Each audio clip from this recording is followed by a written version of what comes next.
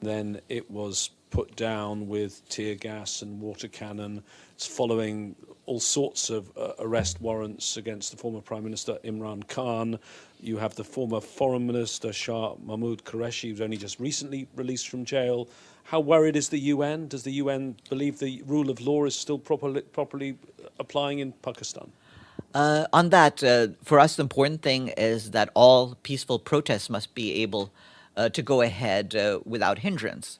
It's clear to us that wherever they take place in the world, people have the right to peaceful protest, and security forces around the world should allow them to go forward.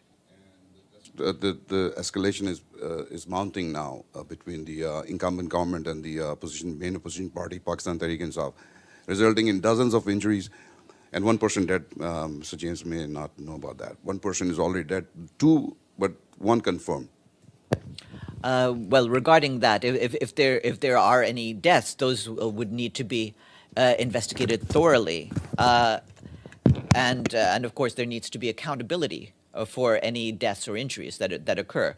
But of course, in situations like this, we call on security forces to exercise maximum restraint. بول کی خلاف سازش ہوئی، نہ گواہ ملا نہ ثبوت، لیکن کیس میں اب تک بریت کیوں نہ ہوئی جب مدعی اور تفتیشی خود اعتراف کر چکا ہے کہ کبھی